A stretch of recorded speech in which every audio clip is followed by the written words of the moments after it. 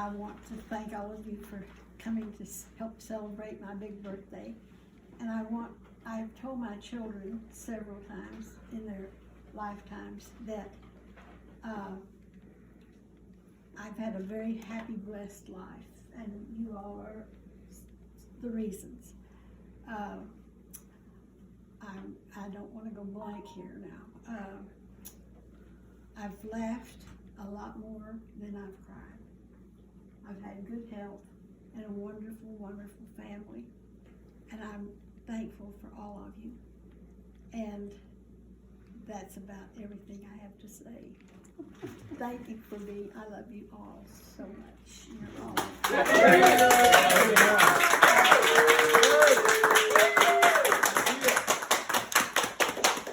Oboe. To you. Happy birthday to you. Happy birthday, dear Memaw.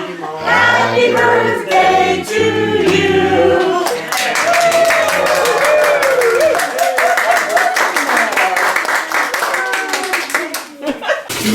Okay, so one of the things I'd like to do now, if we have a moment, is I'd like to be able to have a little bit of a fun time and everybody tell a favorite Memaw story, if they would. So we did this for Phil's birthday. It was a lot of fun. Memaw, if you want to go first, jump in. You just jump on in there, sister. No, I would like to hear the story. Okay, there you go. That's what we're here to do. We'd like to hear the story. So I could start off telling one. One of my favorite times is we used to always go see the Astros baseball games, right? And we'd go see the Astro baseball games. And we could go in there, and there's a multitude of stories about going to Dos Gringos. But one time we were at Dos Gringos, and we ordered my mother either virgin margarita or virgin daiquiri. And Was Paula there? I don't think Paula was there. I don't think Pam was there. I think although you may have been there, because we're all like 18, maybe almost 7. I mean, we're all pretty young there. And my mother has about half of this virgin margarita, and cheeks are flushed. We are glowing. We are talking. We are laughing. We are animated. And I'm thinking to myself, must have been a live wire under the real influence of alcohol, because as we all know, there's no alcohol in a virgin drink. And I mean, it was exhibiting you would have thought it was 2 sheets to the wind. But anyway, it was pretty funny, because I remember thinking, the old man was like, working this back in the day. But anyway,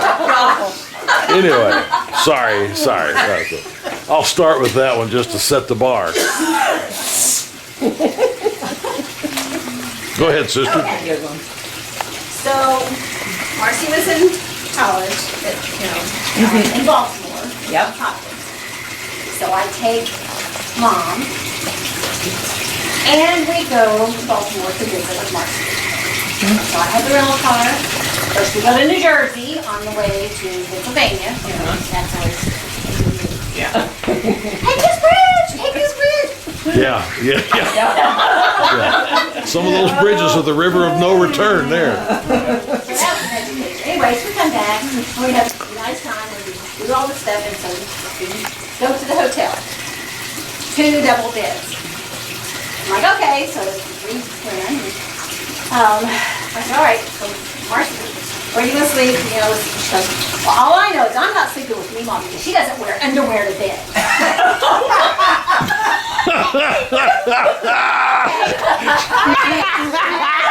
That's gold. My story. My story. I like that. So, first of all, I'm like, I don't know this, and why does she? So, a little worried about how that information became knowledge. Anyway, so I'm looking at Marcy trying to think of a way to kind of like, well, that would be fine. We'll just sit on here. And Mom turns around and says, I am a married woman. You have to be ready for anything.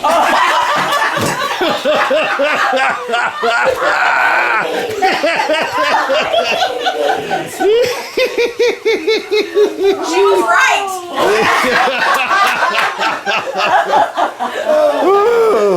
Oh my. Excellent. That's a good one. Yeah, excellent. So Mom, Memaw corrupted me a lot earlier than that college. So when I was in, middle school and high school, I used to go and spend summers with Memaw and Pops. And Krista and Brian were always together on the separate, so they were with my dad's parents. And I would be in Houston, so I got them all to myself. And I loved sitting at the kitchen table with Memaw and hearing all of her stories about her and her friends. And she would talk to me like I was an adult, and she would tell me their jokes, and I got probably half of them, but I would laugh along.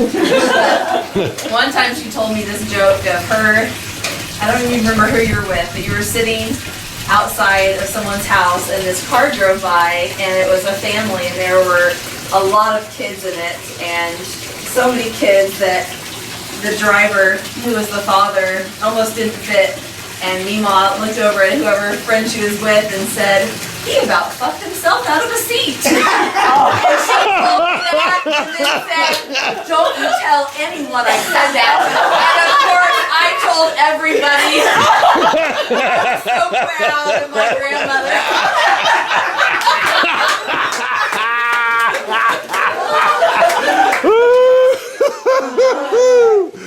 Oh.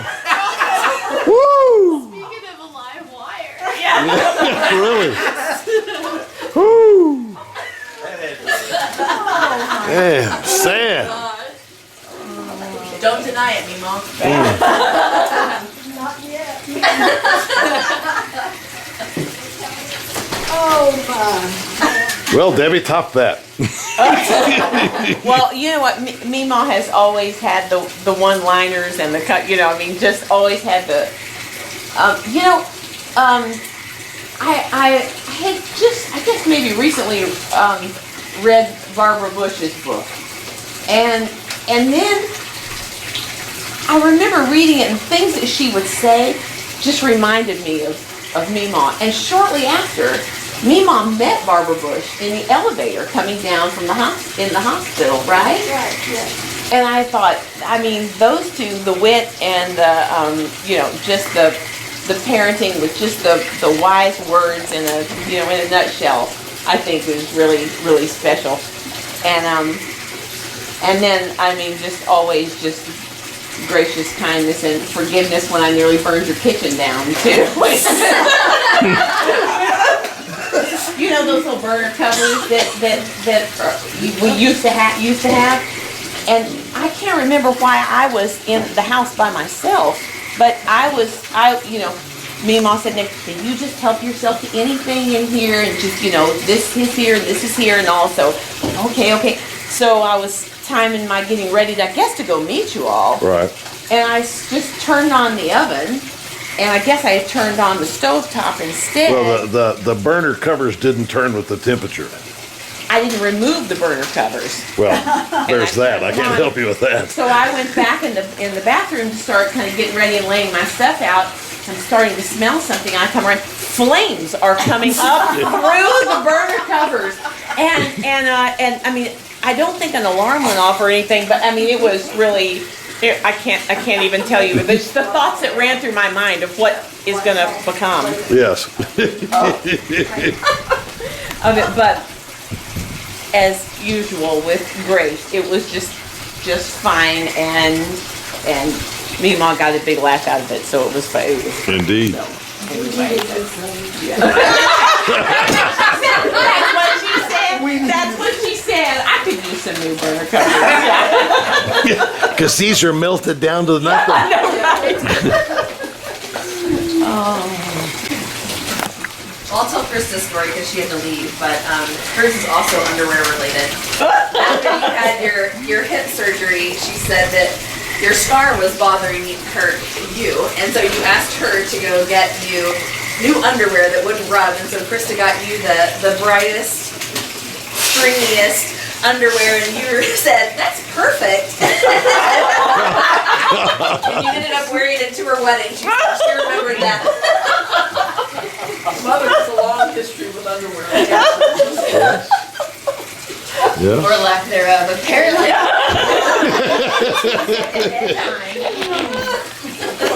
I Or like in my baby book, it says, well, you know, I was getting undressed, ready to go give birth to Patrick, and I just felt They, like they turned on this music. They turned on this music, and it kind of sounded like, I don't know, like some. Pretty girl. Yes. It's like a melody. Yeah. And so I just. I was a fat woman. Yeah. The music was very popular. Yes. And you said, what was it? It well, said she on wrote in my damn baby book, it says, I felt like such a stripper. Yeah. They told me to go disrobe or whatever. Yeah, I told her and to they go turned disrobe on and the this music is playing, and I just felt like a stripper. I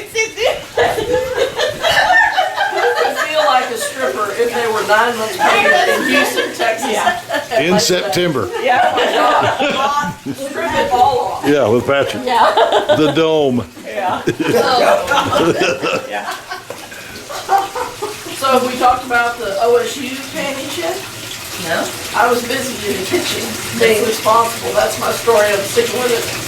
And I used to go to the store, and every once in a while they'd have these underwear that I knew Mom, they fit her, and she could wear them.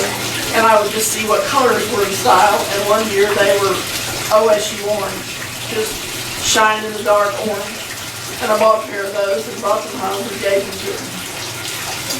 Because she always had socks and shirts and different things she would wear for OSU games. So anyway, she proceeds to wear those panties on the days of the game. Those were her lucky panties. And she, how old was Jim Dempster? He was a few years, Jim Dempster. Oh, he was a couple of years older. So he lived in the cottage next to over from her. Really fun guy and everything. They were buds. Mom was buds with everybody. And they're down there at lunch one day. And Mother, he says, are y'all dressed up? You know, got your game socks on or whatever, you know, got your OSU gear on. Mother just leans over and pulls down the waistband of her pants and flashes this close to 100-year-old man her orange OSU panties. Yeah, it was just the waistband. And he said, and she said, I'm serious about being a fan. Well, I didn't buy the panties for Jim Dempster. I just bought them. I heard this story and I thought, oh my gosh, this is a little much. But the next thing I know, you know, that no one's getting hurt out there, that was pretty funny. And so the next thing I know is a couple weeks go by and she calls me on the phone, totally indignant. She said, I was in line today to get lunch, and Jim Dempster came sliding up behind me. He said, well, it's game day. Got your lucky panties on? And she was like, whoa. I'm like, it's a little late McGee. No room for proof. The real problem with that situation was the main people that lived at St. Finley's were at the table next to the food line. And if they heard that, you know, Your reputation was ruined. The bus had left the station.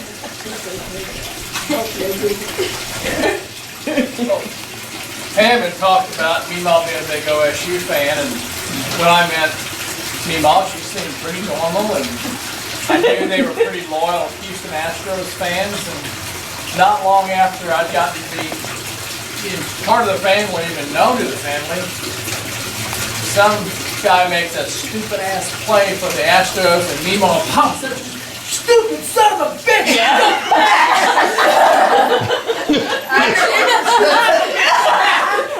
And stomping her. Oh, that's my future mother. Mother, he left out one adjective. Can you correct him? Let's go. some of the bitch. No, you left it out. Stupid, ignorant son of a bitch, dumb bastard. That's it. I remember that. I don't know what the day is. She was a fan. So, tell everybody where that's from. That's from the movie Silver Street. Oh, from Absolutely. That's what Gene Wilder says when he gets thrown off the plane and talks to the sheriff, and the sheriff says, "You're the guy," and he rips the gun out of his hand and said, "You are. I've met some stupid ignorant whatever. You're a stupid ignorant. Whatever. Yeah. Son of a bitch, dumb bastard. Yeah, exactly. And Mother had that memorized within, there was no replay even on that at the time. She had that nailed down. Never did you know a clean story? She's like our lifeline. She likes to play Skip-Bo. And she cheats.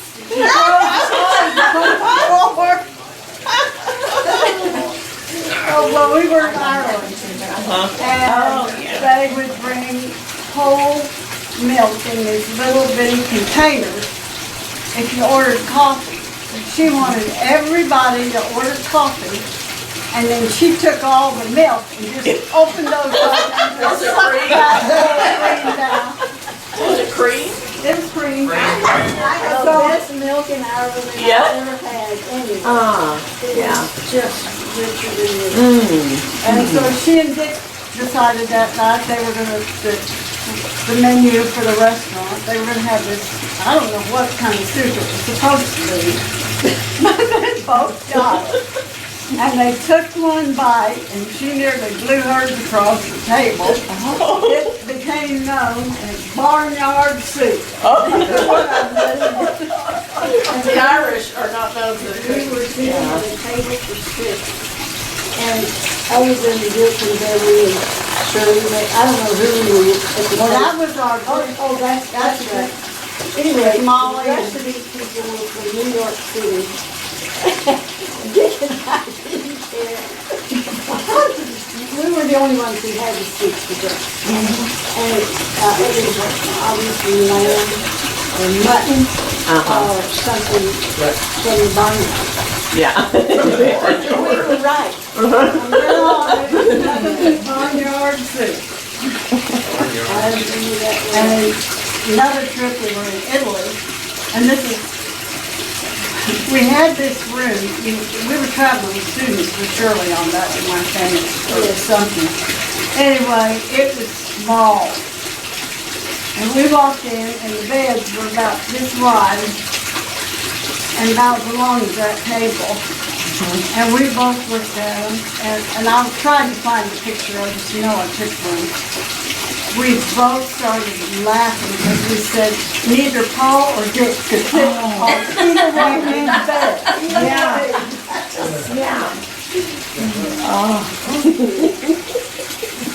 But we had some good times on those trips.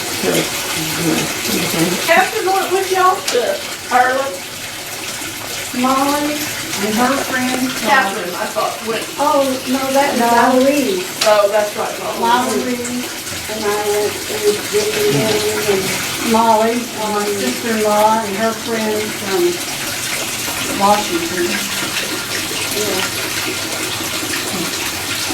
Mama Louise was so short that Dick picked her up when we were in London and set her up on the we had Oh. to change it to guard. where they had to change the dog. Yeah, she could see. Where She's up there. Dick picked her up and set her up there so she could see. Like I said, I've had a wonderful life, and a life, I'm ready for it tonight. Well, as we all know, a lot of the Paris stories happen around this infamous round table. In 8210, which is still there. Obviously, and as she said, you always handle everything with tremendous grace and class. And I bring this young lady name over to invite me and my Sarah Rodriguez over to dinner. And we sit around the round table, and we serve. Mamacita serves iced tea to everybody. Well, the conversation starts, and about 3 minutes into the conversation, I knock down the iced tea, and my date is so. And okay, so here we go. The first Mama said, so we'll try this again 3 months later. We go back over there. Sure enough, 15 minutes in the conversation, bam, what? So the third Mamacita goes, okay, we ain't gonna do this no more. So I knocked it on Sarah. Mama Cedar comes over. Tell Sarah, Sarah, you sit over here. I'm gonna sit right here. And she got between me and Sarah because I kept knocking the iced tea on poor Sarah's lap. And Sarah was always dressed so nice to leave the house and always wanted to make a great first impression. And I ruined it after the first 15 minutes. You're just an arm waving eater. I know. And some of the greatest memories is just the things she didn't say, right? I remember being in the house when Paul Perrin drives in the driveway with a disco van. Maxi van. The Maxi van. What do you call that? The Good Times van. Yeah, the Good Times van. This thing was like disco van. Pimped out. 8-track tape, carpet everywhere. I mean, it's like Everything but the fuzzy dice. Makeup, I mean, pull down bed. pull down bed. Didn't Greg McGee take that on his senior farm? Hey, easy. He's not here to defend himself. Yes, he did. Yes, he did. That's a true story. You know, Paul, what is this? You know, that's all, and it's like, His second childhood. it's like, and just the way she handled those situations. He just showed up with Paul Perrin. One was never enough. He had to bring 10 or anything, right? Once is good, twice is better. Oh, you gotta start now, bro. So with Paul Perrin, one was never enough. It had to be 10, right? And there's just, it was just, and she always handled it. Tremendous class, tremendous everything. And it's just the little things that she said. And I remember, and Patrick and I happened to use that van a few times. It was like,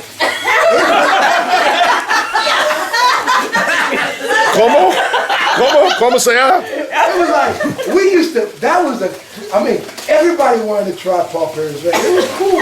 And she said, oh, what is that? It was absolutely fun. Hold on. The closest I ever came to leaving him. One afternoon, late, he came home, and this was probably before the band, I don't know.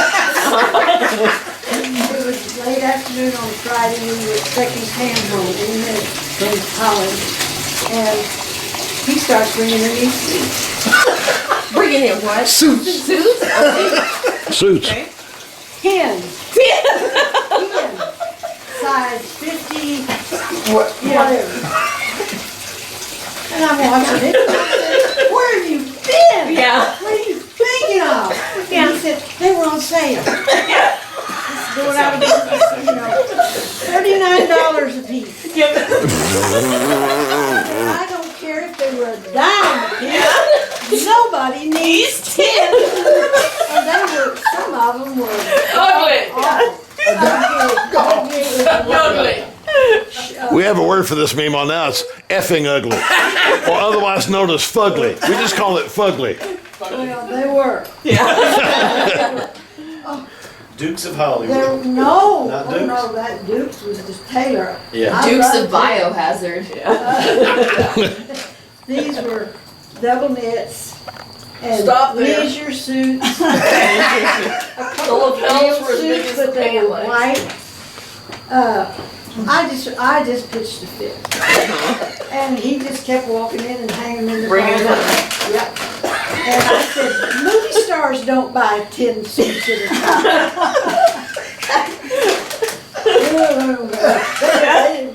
They're on sale and they all get. And about that time, Pam walked in from college. Oh, Lord. She said, what's wrong? I said, well, just come in here and see this closet. I'm going to tell you what's wrong.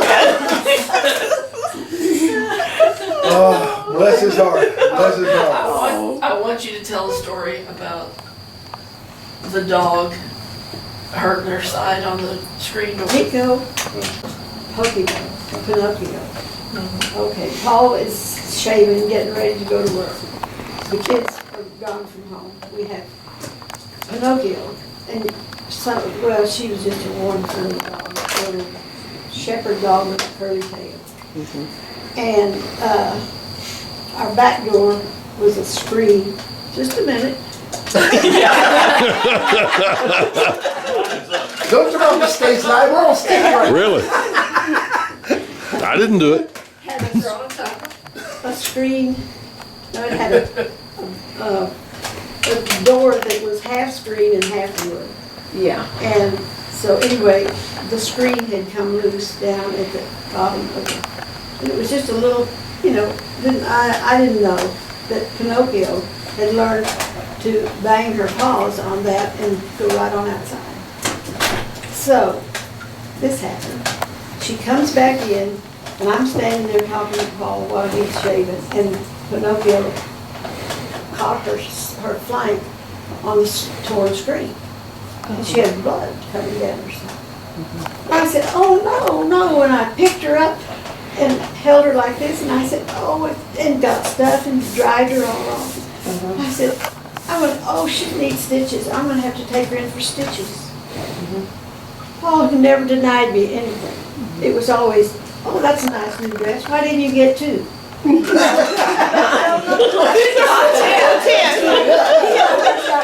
Yeah. You had two. Even things out a little bit. I'm going to have to take her to the vet and get stitches. Paul looks down at me and said, stitches? I'm not taking that dog to the vet for stitches.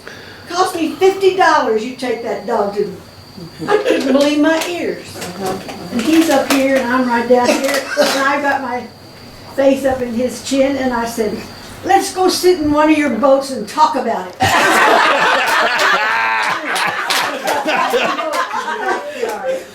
Game, set. Ball game. Ball game. Where's my keys? Conversation Over. Yeah. And that was why he called her The Banny Rooster. the Banny Rooster. Don't get her to fight, she will win. Well, I gotta throw a few in there, but I'm gonna keep it pretty quick, because thank God I've been a blessing of a lifetime full of Memaw Perrin moments.